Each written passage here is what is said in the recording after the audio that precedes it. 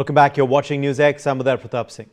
A big NewsX exclusive. Yes, a major crackdown on foreign funding and internal security has taken a sharp turn in Uttar Pradesh. Climate activist Harjeet Singh, a familiar face at global climate summits, has been arrested in Ghaziabad. While the arrest was technically made by the UP Excise Department, the trail begins with the Enforcement Directorate.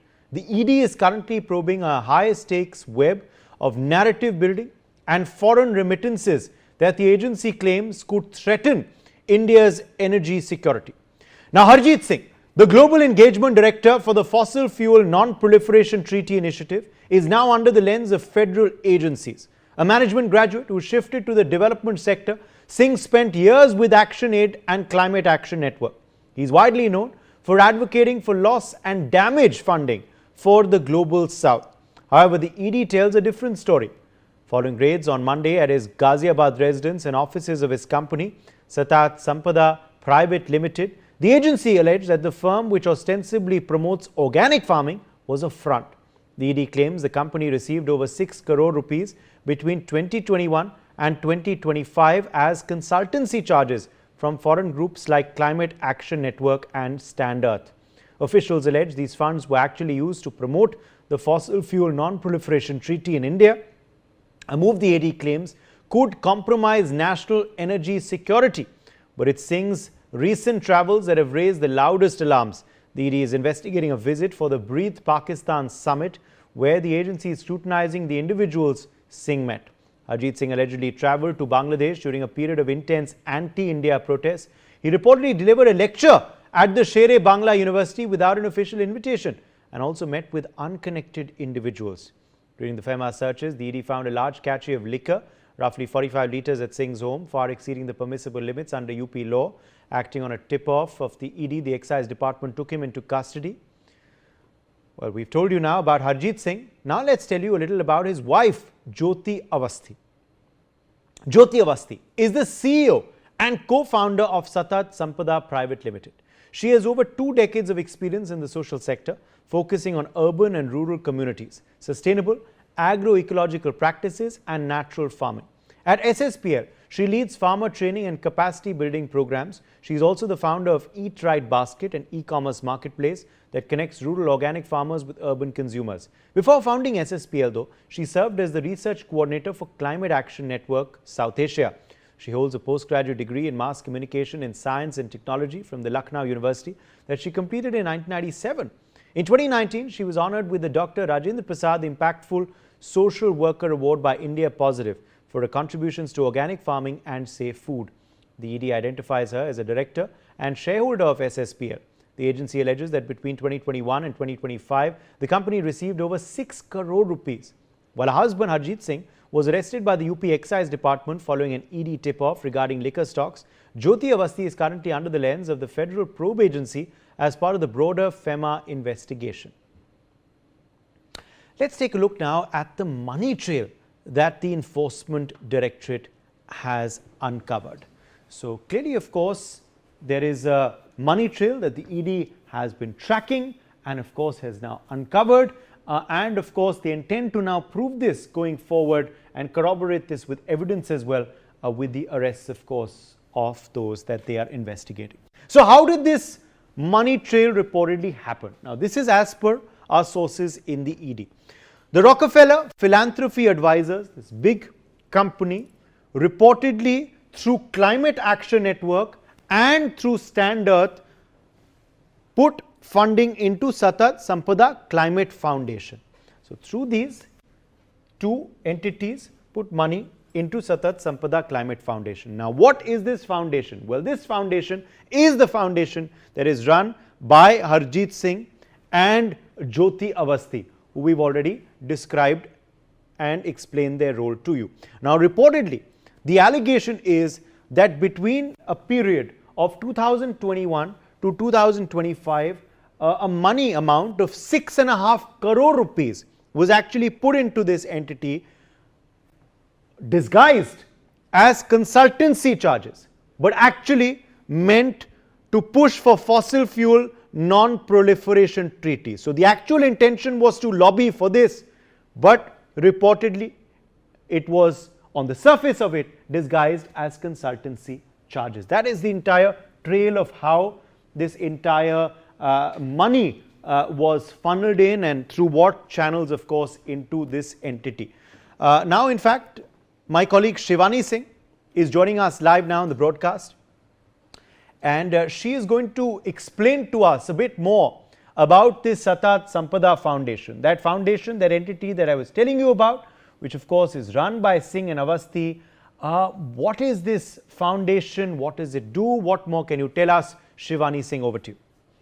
Right, Uday. In fact, let me take you across to some of the online presence of Satat Sampada. And over here, if we look at the website, the official website that's on air for you of Satat Sampada, it says Nature Forever in Hindi. It says that it reflects the commitment to global climate justice for people and the planet. In fact, if we also look at what it talks about itself, it says that we strive to empower vulnerable communities and countries to adapt to and address the impacts of climate change while promoting sustainable natural resource systems. Why this is important today is because here they are talking about vulnerable communities, but they are also talking about vulnerable countries. And according to them, Pakistan and Bangladesh seem to be one of the countries that's very vulnerable to climate change, and hence we are looking at their actions which are present in Pakistan and Bangladesh. Let's look at their vision. In fact, they say that according to their vision, they want a just and climate safe world where communities, particularly the most vulnerable, thrive in harmony with nature, and they see a future where knowledge, resources and opportunities are distributed fairly. And their mission is to champion climate justice by driving equitable, inclusive and transformative solutions. And now if we look at its objectives, there are 3 possible objectives that they have listed out. This is protecting communities from climate impacts, driving climate mitigation and just transition, and also enhancing policy. So they are in fact stating in their objectives over here, Uday, that they want to enhance policy influence. They are looking at countries like Pakistan and Bangladesh, and they want to influence the policy over there. So this is clearly mentioned in their website as well. And let's look at what they do. If they are a climate foundation, and these are the 4 goals: adaptation, loss and damage, climate finance and just transition. Over here, climate finance actually plays a very important role because the ED is also looking at money laundering. A lot of foreign funds being poured into this climate foundation. So when we look at their work, we also look at climate finance. That is one of the works that they actually do, Uday.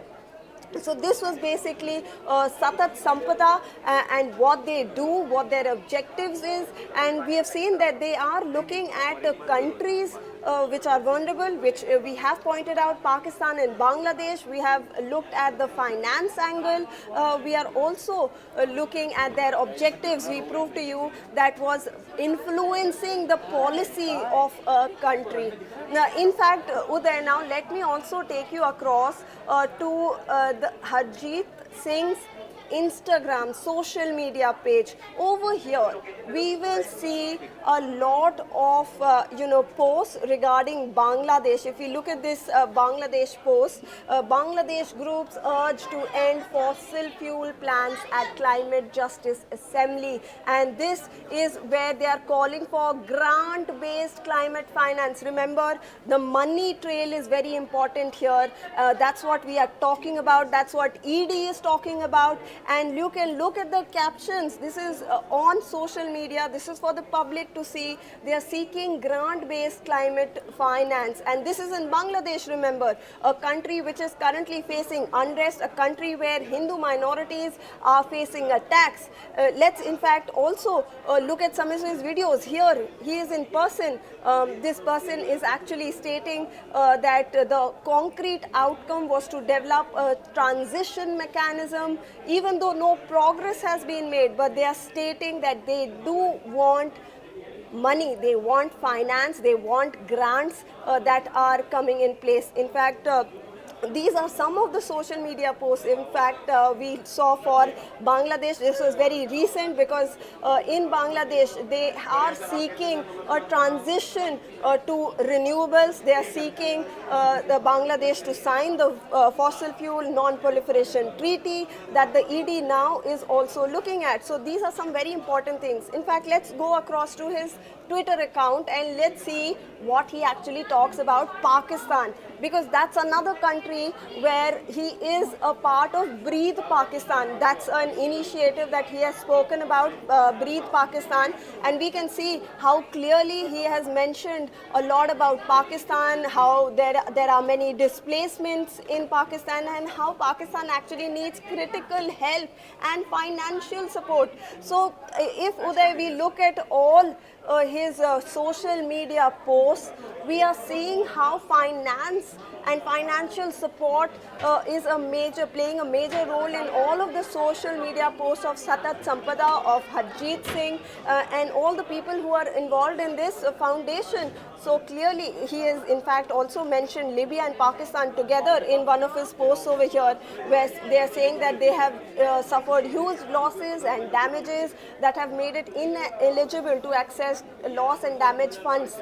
So this is something that everyone will be looking at. It's a very important thing because all of the social media posts point towards a financial contribution, and the ED is actually looking at these things.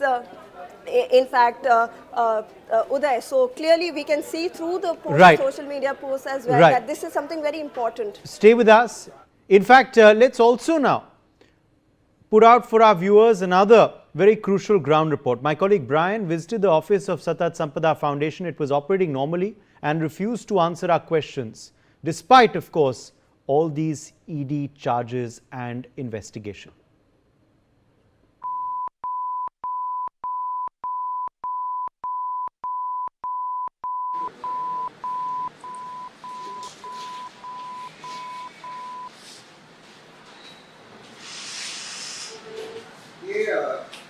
Founder है या क्या है? Owner है, director है।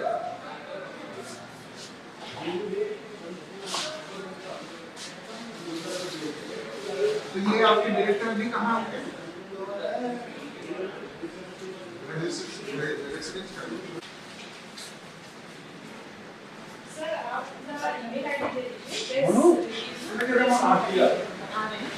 आपको ना कि founder Harjeet Singh और ज्योति अवस्थी, तो ये तो कल ईडी ने शायद रेड किया है। हमारे पास जो प्रेस स्टेटमेंट की तरफ से आया है, यहाँ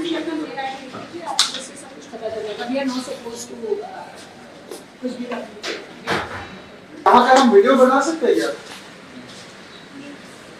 एक बार पूछ लीजिए, क्योंकि ये तो वो है ना, पब्लिक यूटिलिटी में है ना ये तो। I mean, people can buy things from here, na? So I think we can make a video of it.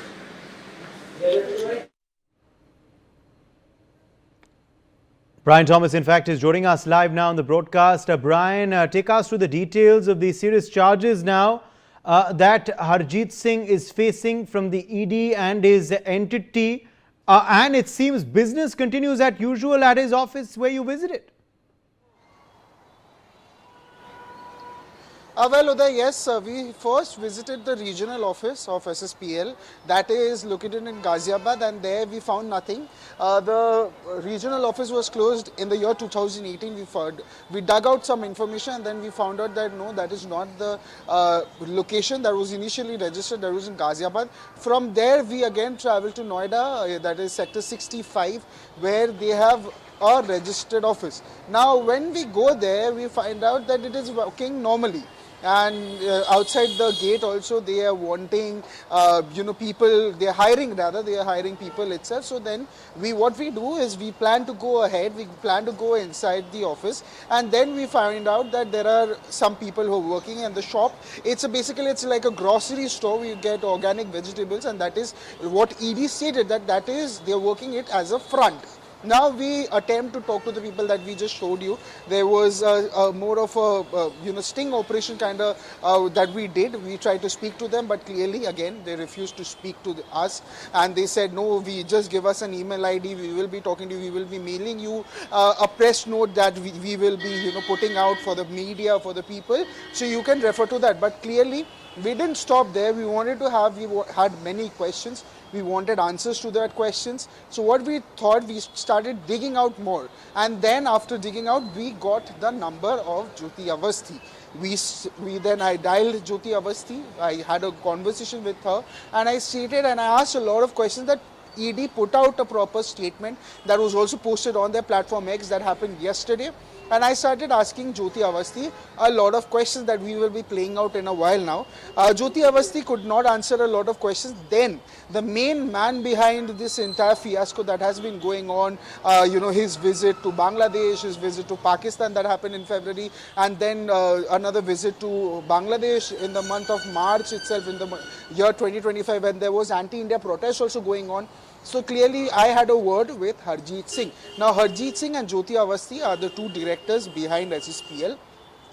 I had a word with Harjeet Singh, and I asked him questions about what this ED raid is about. I asked him about the questions that why is ED doing these against him, what he stated, and also about the travels that he has been doing, where he went uninvited to Bangladesh, but he stated the fact that he was invited rather. Not only that, I also asked him questions that he was arrested.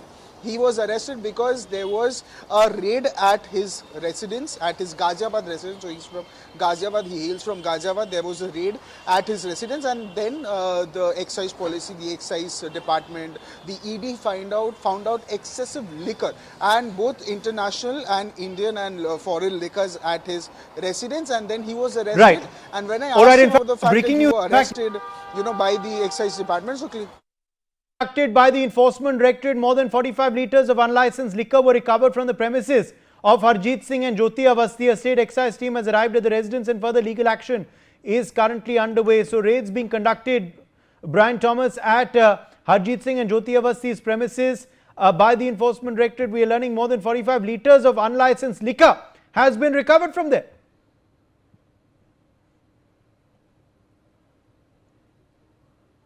I actually spoke to them about the arrest that he was rather arrested by the excise department, and then clearly because there were many such liquors, international and national, Indian liquors were found at his, foreign liquors were found at his residence, and he was arrested. He stated the fact that it's on call. I mean, we've recorded the entire conversation that we will play out for our viewers who are watching us on television right now. So clearly the entire conversation, he stated that yes, he was arrested and he got a bail the next day, and he further did not want to comment on it. I kept on asking him the question why he was arrested. He had these liquors, and that is the reason why he was arrested, and he was saying he did agree that yes, he was arrested, but apart from that he did not speak a lot of details. Apart from that, he even stated that his phone and his laptop. But Brian, let's just talk a bit about the raids now and the charges that they are facing. So over 45 litres of unlicensed liquor found at the residence of Singh and Aasti. That means obviously that they are liable to be booked now under the Excise Act as well.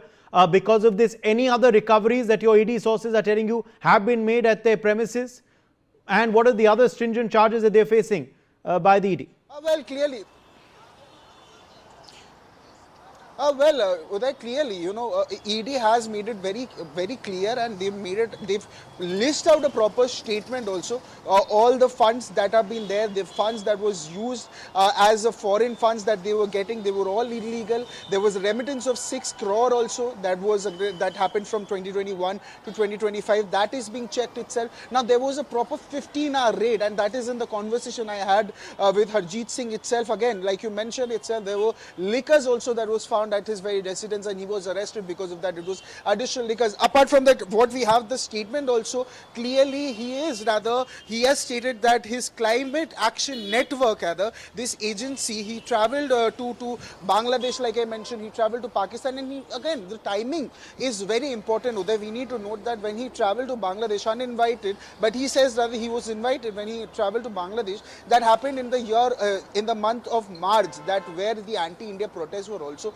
going on in Bangladesh, and he met a lot of unidentified people also in Bangladesh, and same happened with Pakistan itself. Not only that, when we open the statement itself, we get an understanding that the ED claims there were foreign funds itself shown as consultancy fees originated from overseas entities such as the CAN, which is the Climate Action Network, and Standard. And we asked these questions. He was also, when he was answering, he was fumbling. He couldn't answer a lot of questions when NewsX started confronting them, started asking them questions. And that video we will also be playing out in a while now there. Yes. Absolutely. Let me also, in fact, join now Ambassador Gauri Shankar Gupta, former diplomat. What do you make of this sensational trail emerging, Ambassador Gupta? How this foreign entity was trying to put money into an Indian firm on the garb of consultancy fee, but actually for lobbying for a treaty. Good afternoon. You see, this is a very important issue. There are 4 or 5, issues come out of this. One is you open an NGO and start getting foreign funding and misuse those funds against our own country. Now, this is not the first case, but there are many cases that the so-called climate activists have been using funds from foreign countries, and they are in the past have been stopping a lot of projects in India, and now they are propagating certain new ideas. Now this idea of fossil fuel non-proliferation treaty is again a very malignly designed idea, because there are already negotiations under Paris Treaty that the countries will gradually reduce the fossil fuel emissions, and we are committed to bring them to zero by 2070. So this kind of new ideas which are being floated by certain Western powers and certain Western NGOs are again a thing to trap India into an energy crisis. We are already having problem because of the supplementary tariff imposed by President Trump on our Russian imports. And now this kind of ideas that you should stop using fossil fuel completely, that is to paralyze our economy and our economic development.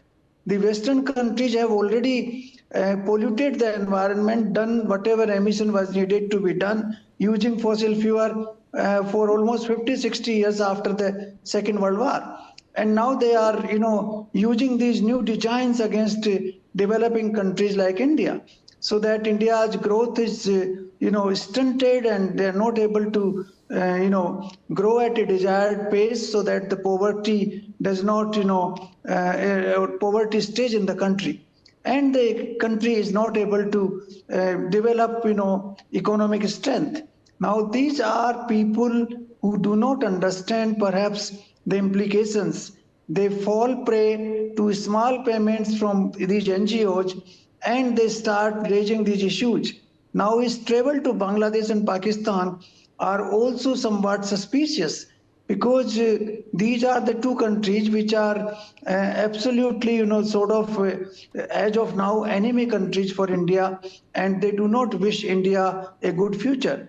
So traveling to those countries, meeting people there, shows that he has certain designs in his mind which are basically anti-Indian. Yes. So I would surmise that this kind of activities must be curbed.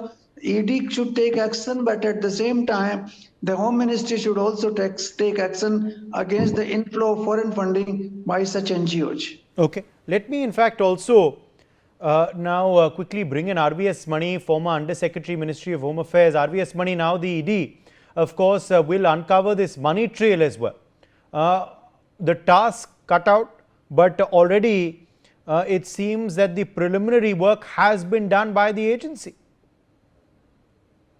Indeed, actually, my previous speaker, Learned Ambassador, has covered the almost absolute canvas of the entire problem. But having said that, see, basically, if you recollect, some NGOs did not apply for extension of FCRA registration in in 2024, because the measures are continuously being made stringent, the compliances are getting stringent.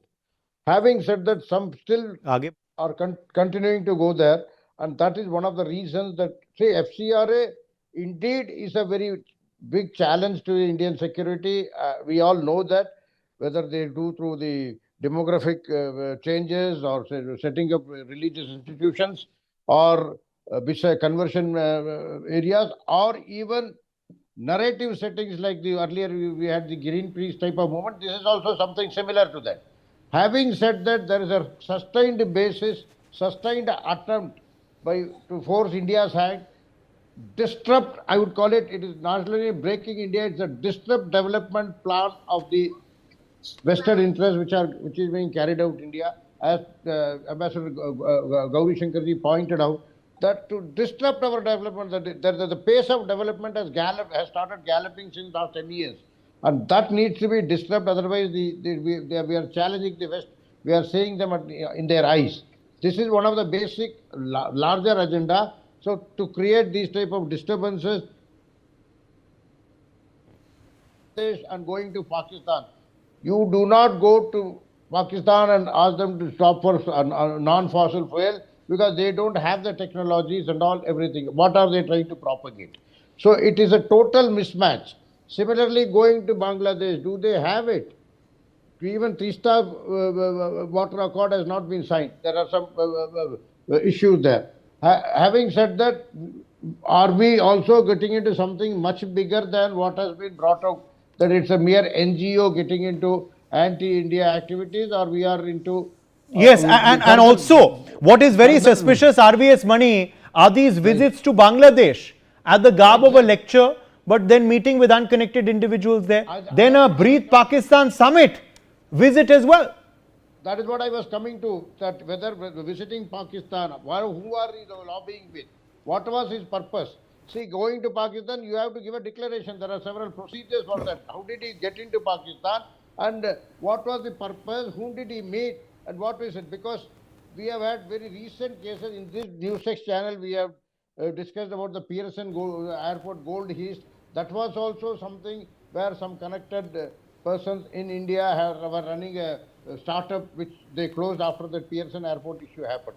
This is, as per my information, the same lineage. Similarly, going to Pakistan, so everywhere there is a challenge, everywhere there is a disrupt India, disrupt development challenge, everywhere there is a breaking India force, and everywhere the energy security, we are coming to energy security by virtue of the new ethanol policy, that the dependency on the petrol will be reduced to a great extent. And make no mistakes, and there also a narrative is being said, but I have a technologist in my family who says that there is no tweaking required. It is all perfectly okay to add 20% ethanol with mixed together. So to that extent, I am very sure about it. Still, the narrative is running, and these type of fossil fuel ban policy and avoidance policy and all, it is simply a narrative. What are they aiming at? You know, and Ambassador Gupta, this is a pattern also emerging, where you have, you know, in the garb of climate, all of this being done. Now, this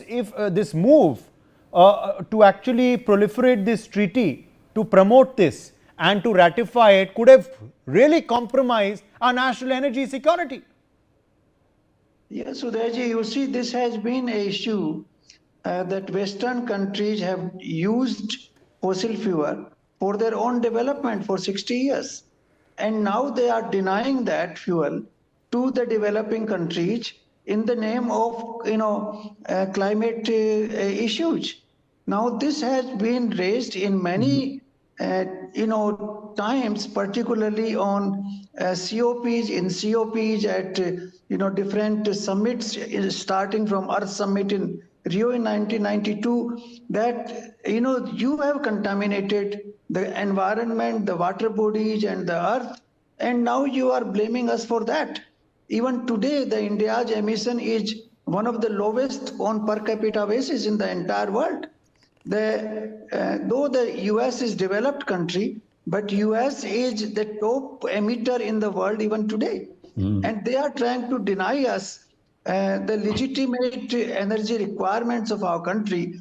Basic idea is that India should not economically grow, so that its strength is not there, and therefore they would be able to issue instructions from Washington and from European capitals, and India should obey those instructions. And that will not be possible once our strength grows and we become an economically formidable country. And that is the whole purpose. Whole purpose is to deny us economic strength, and that is achieved through all kinds of curbs on energy supply, because energy is the most important requirement today for any country to develop economically. So these are all plots, by these countries, but some of our nationals also, without knowing the implications, get trapped into this for small money. These kind of monies are small monies. They send them to their accounts or for some purpose and instruct them from, to do certain things. They do not understand full implications. So we should also talk to these people and tell them that this is not what you are. At the same time, we should tighten the inflow of foreign funds for all NGOs. Whoever the Yes. NGO may pertain to, Yes. those funds must be tightened and Yes. monitored very, very properly. All right, let's take a look now at which foreign NGOs and entities are involved in facilitating these foreign funds to run narratives to influence government policies in the energy sector.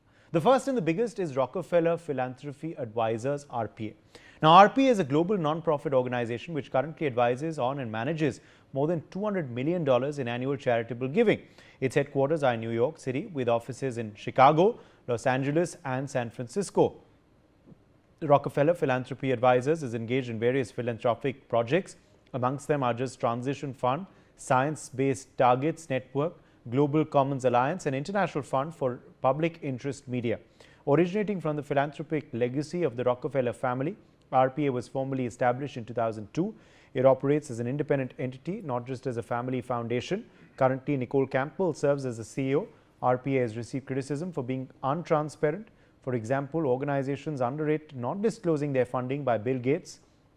The right-wing watchdog National Legal and Policy Center criticized Rockefeller Philanthropy Advisors for taking money from the Gates Foundation and supporting various causes such as green, pro-abortion, anti-police and anti-MAGA propaganda earlier too. So these of course are in fact things that they have been guilty of earlier too, and of course this is something that it seems is a pattern when it comes to this particular foundation. Now also, if we tell you of course some more details emerging in this big angle that we are uncovering, the next player in this network is Climate Action Network. Now that is also known as CAN. CAN is a global network of over 1,900 NGOs created to work in climate crisis and advocating for social justice through collective action. It is believed to be the world's largest environmental network, comprising civil society organizations across over 130 countries. It was founded in 1989. CAN's main work is vested in advocacy, where it works to hold governments accountable to their climate commitments, particularly those outlined in the Paris Agreement, aiming to keep global warming below 1.5 degrees Celsius. The next is Stand Earth. Stand Earth was formerly Forest Ethics. This is a grassroots environmental organization founded in 2000. The organization protects endangered forests by transforming corporate policy and governmental laws in the United States and Canada. Stand Earth uses public education, advocacy, protest, negotiation, and non-violent direct action tactics to achieve its goals. And Stand Earth has offices in Vancouver, British Columbia, Canada, as well as Bellingham, Washington, and San Francisco, California, in the United States. Todd Paglia is the current executive director of the nonprofit. Stand Earth challenges the fossil fuel industry, protects healthy forests, and reduces global climate emissions. As Forest Ethics, Stand Earth is most widely known for its Victoria Dirty Secret and Do Not Mail Junk Mail reduction campaigns of the 2000s. Brian Thomas is joining us on this broadcast. Brian, now what were the entities, what were the organizations which were funneling money to this foundation in India? And what was their objective? Clearly, if we talk about the very foundation itself, from early on itself, there were many miscreancy that was happening from the agency. And yesterday itself, the ED started ramping up their efforts and they've listed out a statement. And the raid has been going on for at least 4 to 5 days now. They went to the residence itself. That Brian, we are talking about the companies, the foundations, the NGOs which were routing the money to this foundation. Which were those entities abroad? Give us more details about those entities abroad and what their hidden goal was. Well, clearly, if you talk about the ED itself, the ED found out, and we have the statement itself, they had foreign funds that was originated from overseas entities, such as one being Climate Action Network, that is the CAN, and second being Stand Earth itself, which is in turn received large sum of these funds that were meant to promote the fossil fuel non-profiteering treaty, that is the FF-NPT. We also had a word with Harjeet Singh regarding this, and he said that the funds were completely through a source channel, but when ED found out, they found out the fact that SSPL is just a front. This is used as a front, and they in their highlights of these NGOs such as CAN or Stand Earth, which is the Climate Action Network, or the Stand Earth, these are these funds that are used explicitly to misuse the funds itself that they were using from a long while, and that was happening from 2021 itself. So clearly in that, and even a remittance of 6 crore fraud was also found out. That was a transaction again from 2021 to 2025 as per their findings itself, and they listed out a number of findings from their statement itself. Again, they also, rather, what ED said, that they projected themselves as an agro-based, entrepreneur promoting organic farming, and ED alleged that there was merely a front, and they were using these NGOs, these byproducts, just as a front to start a funding chain that was illegally coming from different unverified agencies. Yes, Uday. Madhav Nalapat, editorial director of the Sunday Guardian, is joining us on the broadcast. Madhav Nalapat, it's not something new. NGOs being used to put in money for something different on the surface, but actually something different being carried out beneath the surface. Another example coming to light, being investigated by the Enforcement Directorate. What do you make of this sensational investigation? And are these entities, including Rockefeller Foundation, that were funneling in money? Well, all the information I have comes from the NewsX channel.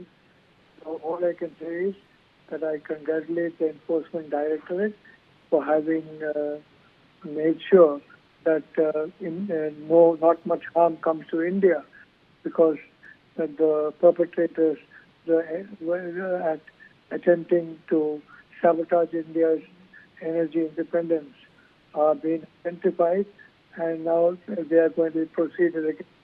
This only underscores the importance of having a good bureaucracy so that it is not influenced by this kind of foreign funding, especially, and a bureaucracy that is free of corrupt elements. Unfortunately, corrupt elements are what facilitates the foreign funders to get their way. So I congratulate the Enforcement Directorate on this, and I congratulate the NewsX channel for having done this, and it only underscores the importance of having an honest and straightforward policy. Prime Minister Narendra Modi has, from the beginning of this term in 2014, put emphasis on green power. He has been made India at the forefront of this green energy transition, and we have been doing a lot.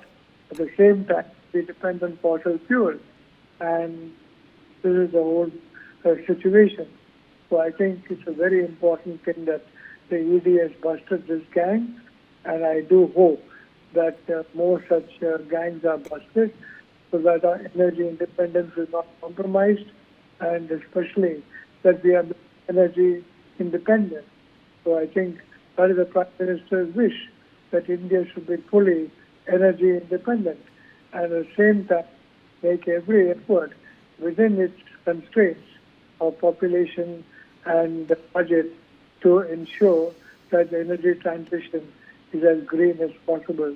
So I would say that NewsX has done an outstanding job in getting this particular exclusive story, and the ED has done a great job in uncovering this kind of a very sinister kind of operation, judging by what the ED is putting out. Yes.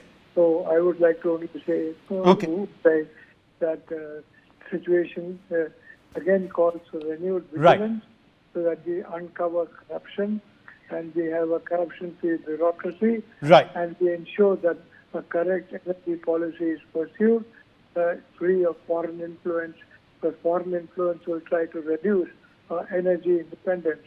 But we need to be fully independent of energy. All right. More developments now, in fact, that we're tracking this hour. According to the ED, at the center of the Satat Sampada Private Limited's aims appear to be the channeling of foreign funds to run narratives furthering the FF-NPT cause in India on behalf of foreign groups. So what exactly is the FF-NPT? Well, it stands for the Fossil Fuel Non-Proliferation Treaty, which is a global civil society and diplomatic initiative aimed at guiding the usage and phasing out of fossil fuels. The treaty proposes a legally binding international agreement to end the expansion of coal, oil and gas by the agreeing nations. The treaty proposes that this be done by managing a fair phase out of existing production of such fossil fuels. This serves the treaty's main purpose, that is of accelerating a just transition to renewable energy. The treaty thus aims to align with the goals of the Paris Agreement in a two-pronged manner, halting new fossil fuel infrastructure and simultaneously providing support for any affected communities and workers. The main aim of the treaty is to replicate the success of similar non-proliferation treaties pertaining to nuclear and chemical sectors by managing threats and drawing support from cities, organizations as well as nations. The treaty states that it aims to create transparency on reserves to create greater accountability. However, the treaty's legally binding nature has drawn concerns from reliant economies and falling short in addressing developing nations' needs. So what is India's stance regarding the FF-NPT? Well, India has not endorsed the treaty for the reasons cited above. India has raised a number of concerns, including energy security. India views fossil fuels, especially coal, as vital for its economy and the majority of its baseload power, making the immediate phase-out requirement challenging. India has also cited concerns of climate justice, placing the onus on developed nations who have historically been responsible for emissions. India states that developed nations must be the ones to fulfill climate finance pledges and technology transfer. India also cites its developmental needs, stressing using carbon space for poverty eradication and development. India thus calls for a phase down rather than the phase out required by the treaty. Finally, India emphasizes a just transition and shared responsibility, agreeing with the treaty's aims but differing strongly on its pace and immediate burdens. Well, why is this treaty being propagated and promoted by these entities abroad, and why has India not, of course, signed it despite this pressure, RVS Mani? But basically, one thing is the administrative divisions, the concerned division were administering the different sectors affected by these treaties, like the energy, the environment division. They have their own position, and energy, we are actually on a threshold of coming to very closer energy. We are going on a composite measures, and this treaty signing means that gets restrained. That is on the policy front. Plus the government, our diplomatic channels also, our foreign service, the diplomatic corps is also advising us on the possible imperatives, how the foreign countries can really penetrate into India and disrupt the development, distort or disrupt the development agenda which is being run through. So there are multiple facets on which I think on the diplomatic part, Mr. Gauri Shankar Gupta ji would be able to tell better. But this is how it all passes. Okay, let me allow Ambassador Gupta to come in there. Holistic view has to be taken. Yes. It is not that some person doesn't want it like that and all. See, it has a very large network effect on the different sectors of the economy, different sectors of other areas, including the hydel power, the thermal power, the renewables and all that. The investments have to be recalibrated. So it has a very, very cascading effect on several sectors of the economy. Who then wanted to sabotage India's energy security? Who do you believe perhaps was behind this, Ambassador Gupta? You see, it is basically the Western countries who have attained their own development using the fossil fuel, and they don't want the southern countries like India to become independent, to have economic strength. So they want to impose all kinds of conditions. You know, this has been going on in negotiations under, COP, what we call UNFCCC, United Nations Framework Conference on Climate Change. under that COP meets every year, and these issues are threshed out. There has been a lot of pressure on the developing countries, to stop using fossil fuel, because the Western countries knows that without that they cannot grow economically, and they don't want them to grow. Then they are neither giving technology nor transferring money to to transition from fossil fuel to renewable energy. But India is making tremendous effort in this direction. As you know, our current energy mix is approximately 45% renewable energy and 55% fossil fuel, which is a great achievement in the last, say, 15 years. This has none of the countries have been able to achieve this in the Western world. Even the European countries are so much dependent on fossil fuel even today. So they are asking countries like us to stop using fossil fuel while they have contaminated the atmosphere to the maximum extent for 60 years from after the Second World War. If you go into the what you call the report of the UN, this called PC, Intergovernmental Committee on Climate Change, you will find out how much damage they caused to the environment. The sixth report was out last year, and it clearly mentions that the developed countries are still causing tremendous damage Yes. to the environment, Okay. and not the developing Okay. countries. So Okay. I think this is the issue, and they need to All right. transfer technology, they need to provide funding, and they need to undo the damage they have caused Yes. to the environment. My thanks And to our guests for joining us. My thanks to our guests for joining us and our reporters as well earlier. My colleague Brian Thomas now has spoken with Harjeet Singh and his wife Joti Aasti after the ED raids took place. Let's take a look at what they told us. Director है ना ये सतत संपादक private limited की। सतत संपदा। हाँ जी sir, तो ये अभी हमारे पास ईडी की स्टेटमेंट आई है कि शायद कल ईडी का रेड हुआ था यहाँ,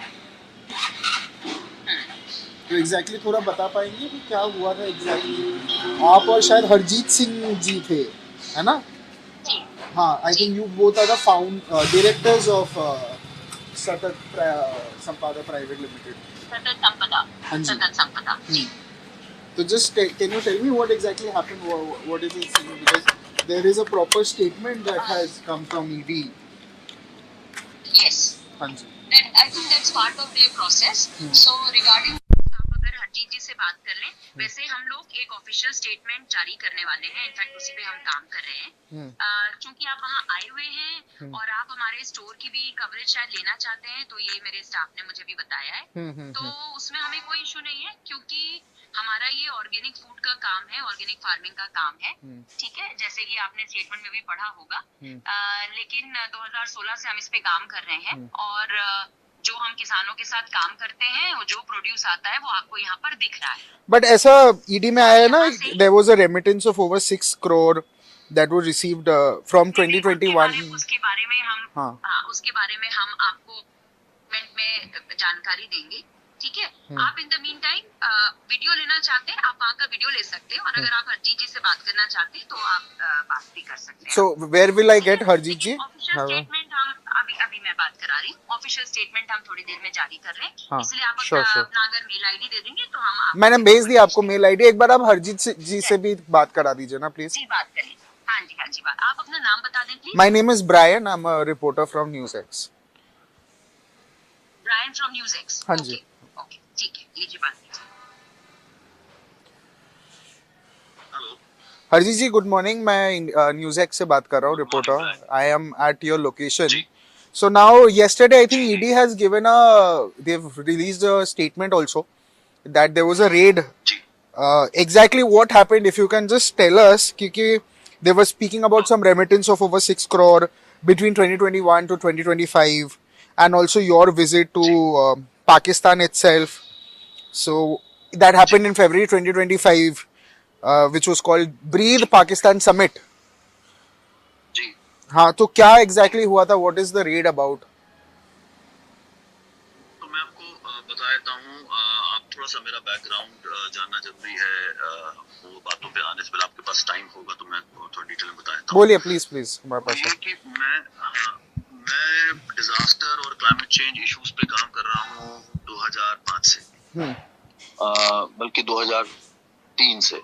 मैं जब तब एक्सीडेंट में था और लखनऊ ऑफिस से मैं बेस था मैं, और वहीं से जितने भी जैसे डिजास्टर्स होते हैं उसमें कैसे इमरजेंसी रिस्पांस होना चाहिए उस पे मेरा काम रहा है। और मैंने तरह तरह के डिजास्टर्स पे इमरजेंसी रिस्पांस का काम किया है, लोगों की मदद करी है एज ए ह्यूमैनिटेरियन वर्कर। उसके बाद जब हमें लगा कि किस तरह से तबाहियां जो हैं वो क्लाइमेट चेंज की वजह से बढ़ रही हैं, जो कि हकीकत है, 90% से ज्यादा डिजास्टर्स जो हैं वो क्लाइमेट चेंज की वजह से होते हैं। तो आप सुन पा रहे हैं मेरी आवाज? हाँ जी। हाँ, तो तब से फिर मेरा क्लाइमेट पे काम बढ़ा है 2007 से, और मेरा काम इंटरनेशनल लेवल पे रहा है। और मेरा काम जो मेन है वो है विकासशील देशों को की इश्यूज को पूरी दुनिया में बताना और विकसित देशों पे, डेवलप्ड कंट्रीज पे दबाव बनाना कि ये जो क्लाइमेट चेंज है ये उनकी वजह से हुआ है। But can you explain your visit to Pakistan and Bangladesh simultaneously?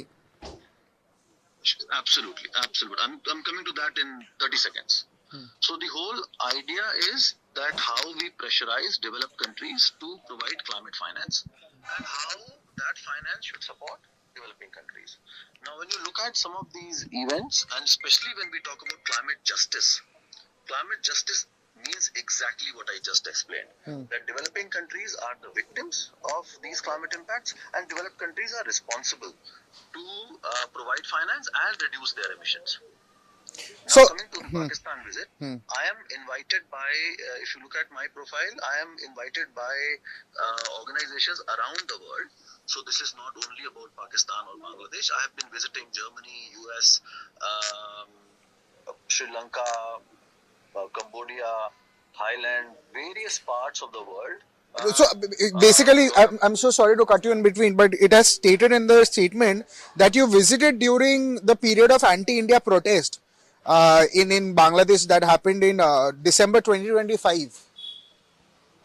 Yeah, that is true, but at the same time, you should also look at what the event was all about.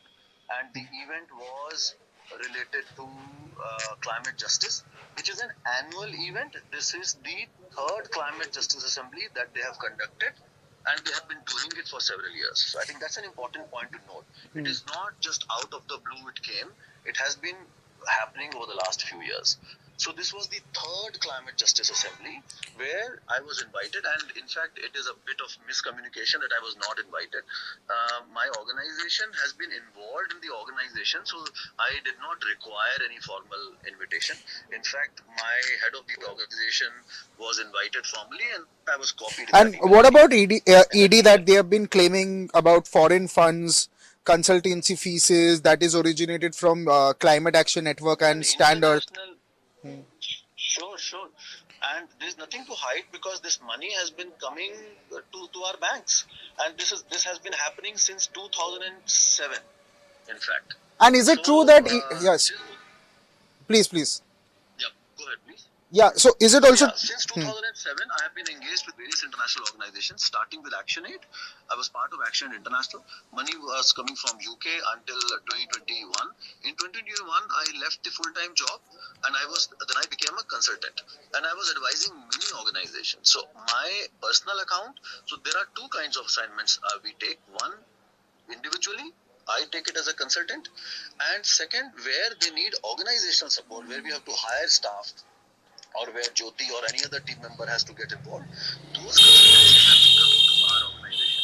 So the ED refers to those transactions, those remittances, which have come to us for a technical consultancy or a management consultancy. But it has also stated, I'm so sorry to cut you again, it has stated that you project yourself as an agro-based company, promote organic farming, but ED said that it is merely a front. And again, the main role is to channel foreign funds to influence narratives in India. Sir, I'm glad you are asking this question, and I'm really happy that you are on ground and actually at our office. And if you observe you will realize that this is not just a phase where we have put something. We started farming in 2016, and I would like you to read exactly around this time where they actually projected how hard we have been working on organic farming, how we work with farmers. It was a proper prime time story. But then ED is doing the research. They have, I think, they have also researched your residence. That is, I think, in Ghaziabad, and they also. That's where I am right now. Yeah, so they also seized a large quantity of Indian and foreign liquor beyond permissible limits. And then it was also referred to the Uttar Pradesh Excise Department, following which, were you also arrested violating excise laws? I was, and I cannot comment on that because the case is sub judice. And I must tell you that I was granted bail the very next day based on the merit of the case. Now, what do you have to tell about? I mean, I'll just raise the case with here.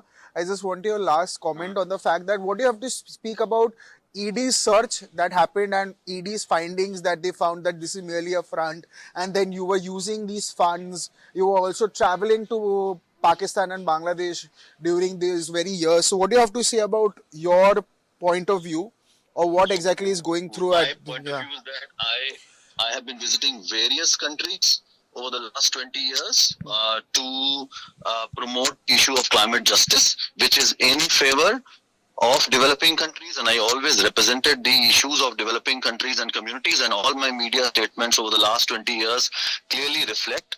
In fact, there are times when you would find my very strong statements favoring India and against the Western countries. It's all in the media. It's not that something that I'm saying right now. It can be tracked back to 10, 15 years and more. I have always defended the interest of developing countries, particularly India. But Harjeet, what about the findings of ED? What do you have to say about what ED has found so far and what ED has been claiming? And literally, they've even released a statement on their platform X as well. If you can also, if you have, I guess you've seen it, obviously. So, what do you have to speak about that as well? I'm going to, because I only came last night, and since morning we have been working on the statement, which we'll issue in due course. I will look at that statement, but I can tell you, based on the media reports that I have read, I would say that statement is untrue.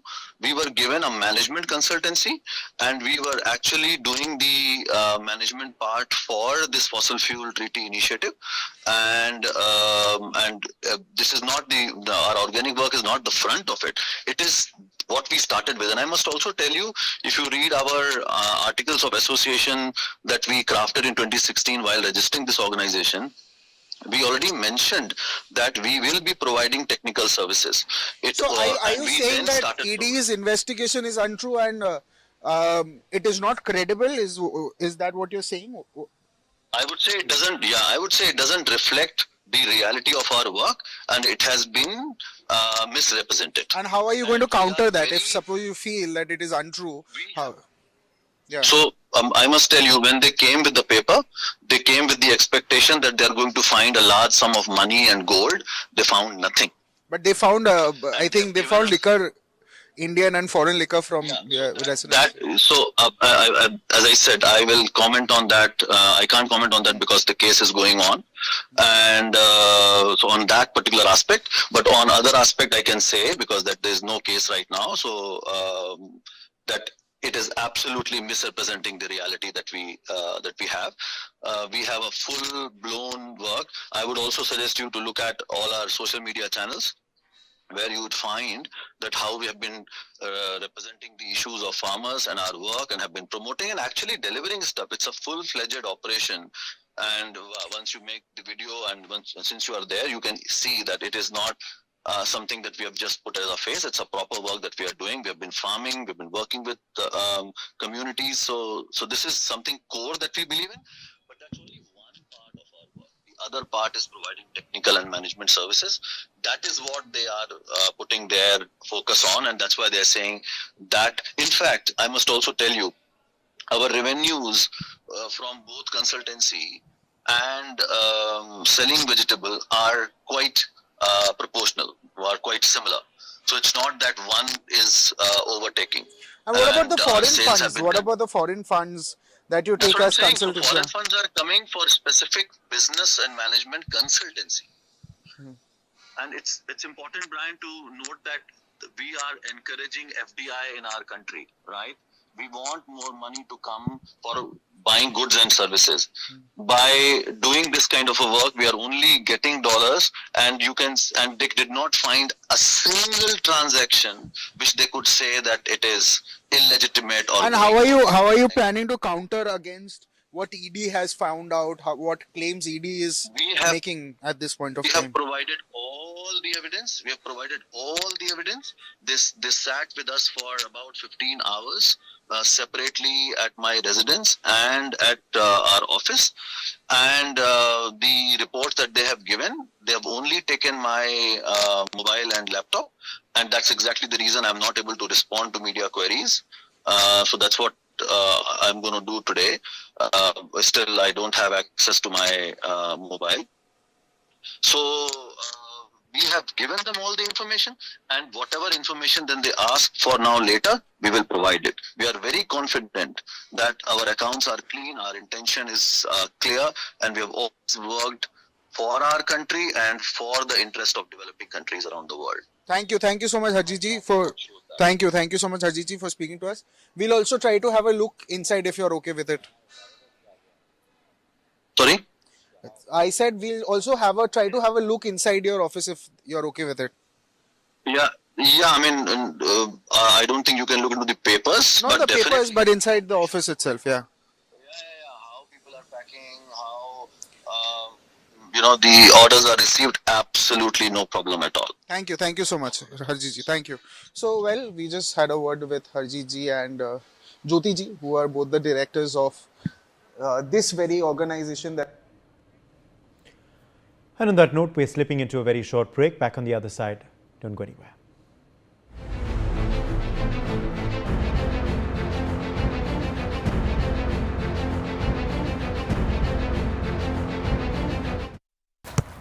इसको तो football खेलना भी आ गया और इसे तो piano बजाने भी आ गया। चंद्रयान भी उतर गया चांद पर हमें अब तक टेस्टी राजमा बनाना नहीं आया। बिना एमडीएच राजमा मसाला के टेस्टी राजमा कैसे बनेगा? स्वादिष्ट राजमा के लिए एमडीएच राजमा मसाला। क्या स्वादिष्ट राजमा बनाए?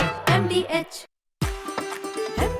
कसूरी मेथी लाजवाब है स्वाद और सुगंध इसकी लाजवाब है। अगर एमडीएच कसूरी मेथी नहीं डाला तो खाली हाथ मलते रह जाओगे। एक एक पत्ता हाथ से चुना, स्वाद और सुगंध जगाए कई गुना। एमडीएच। अगर आप बनना चाहते हैं एंकर या फिर आप में है जुनून एक तेज तर्रार न्यूज रिपोर्टर बनने का, तो आप ज्वाइन करें आईटीवी और इंडिया न्यूज़ का media school. ITV next media international school का कोर्स आपको मौका देता है देश के दिग्गज एंकर्स के साथ काम करने का। ITV next media international school में आप बेहद नजदीकी से देख पाएंगे किस तरह से आईटीवी नेटवर्क के दिग्गज पत्रकारों की टीम दिन रात खबरों पर काम करती है। इस कोर्स के दौरान आप सीखेंगे एंकरिंग की एक एक बारीकी उन एंकर्स के साथ जो देश को रखते हैं हर खबर से बाखबर। ITV next media international school का ये कोर्स आपके एंकरिंग स्किल्स को करेगा इतना सशक्त मजबूत, जिससे आप बनेंगे पत्रकारिता की दुनिया का वो चमकता चेहरा जो दुनिया देखेगी और पसंद करेगी।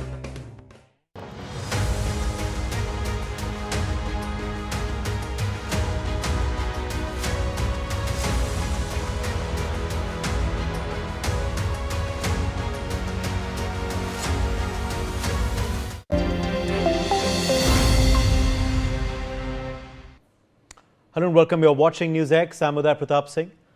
Breaking updates coming in top of the hour. Aam Aadmi Party Chief Arvind Kejriwal has inaugurated the second phase of the War Against Drugs campaign with Punjab CM's Bhagwant Mann. Let's go live across.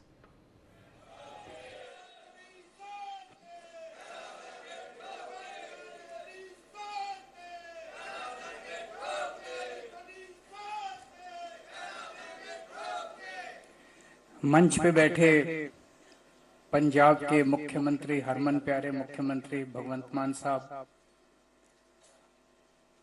Manish Sisodia जी, हमारे cabinet मंत्रीगण, chief secretary साहब, यहाँ पे आए हुए सभी officers और पंजाब के कोने कोने से आए हुए मेरे सभी भाइयों बहनों, माताओं, बुजुर्गों, आप सब लोगों को मेरा नमस्कार, सत श्री अकाल, वाहेगुरु जी का खालसा, वाहेगुरु जी की फतेह।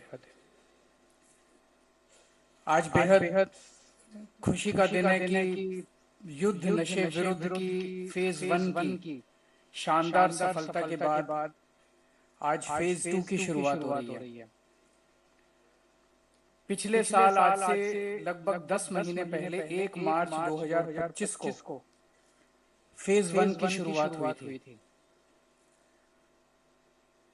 जिस साफ नियत, मेहनत और शानदारी तरीके से फेज 1 को किया गया, लागू किया गया, इस तरह से नशे के खिलाफ युद्ध पंजाब तो क्या पूरे देश में किसी भी राज्य में नशे के विरुद्ध युद्ध कभी नहीं किया गया।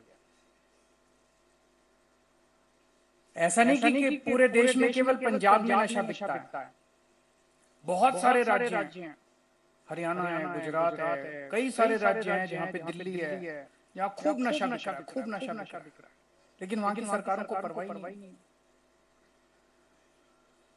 पंजाब के अंदर भी हमारे से पहले जब अकाली दल की सरकार थी, सबसे ज्यादा पंजाब की गली गली और घर घर के अंदर नशा उनके राज के दौरान, उनके शासन के दौरान घर घर पहुंचाया गया। इतना ज्यादा पूरा पंजाब नशे में, उसी दौरान उड़ता पंजाब पिक्चर बनी थी, पूरे पंजाब का बच्चा बच्चा घर घर के अंदर नशा पहुंचने लगा था। उनके कई बड़े बड़े आगू नशा बेचने में शामिल थे। उसके बाद कैप्टन साहब ने सौं चुकी गुटखा साहब की और बोले मैं 30 दिन में, पता नहीं 60 दिन में मैं नशा खत्म कर दूंगा। 5 साल उनकी सरकार चली, उन्होंने कुछ नहीं किया, झूठी सौं खाई उन्होंने। उसके बाद हमारी सरकार आई, हमें थोड़ा समय लगा क्योंकि इसकी सारी तैयारी करनी थी, लेकिन पिछले साल 1 मार्च के बाद जितनी शिद्दत के साथ, जितने हौसले के साथ हम लोगों ने नशे के खिलाफ कार्रवाई शुरू की। बहुत लोगों ने हमें कहा ये बड़े खतरनाक लोग हैं नशा बेचने वाले, ये बड़े बड़े गैंगस्टर हैं, नशा बेचने वाले तस्कर बहुत बड़े बदमाश हैं, गुंडे हैं, आपको, आपके परिवार को ये कर देंगे, वो कर देंगे। हमने कहा नहीं, हम जनता से वादा करके आए हैं, पंजाब को नशा मुक्त करेंगे, हमारे बच्चों को अच्छी भविष्य देंगे। और पिछले 1 साल के अंदर, 10 महीने के अंदर 28,000 केस दायर किए गए नशा तस्करों के खिलाफ। इतने बड़े स्तर के ऊपर पूरे देश में आजादी के बाद से 75 साल में किसी राज्य के अंदर इतने केस नहीं दायर किए गए। 28,000 केस, और ये फर्जी केस नहीं है। जब अदालत में ये केस गए, जब अदालत में एफआईआर गई, तो इनमें से 88% केस में आदमी को जेल हो गई, केस सफल हुए। नहीं तो फर्जी केस होते हैं ना, फर्जी केस कर देते हैं दिखाने के लिए, ऊपर से सरकार कहती है केस करो, वो फर्जी केस कर देते, सारे छूट नहीं रहे। जिनको पुलिस पकड़ रही है वो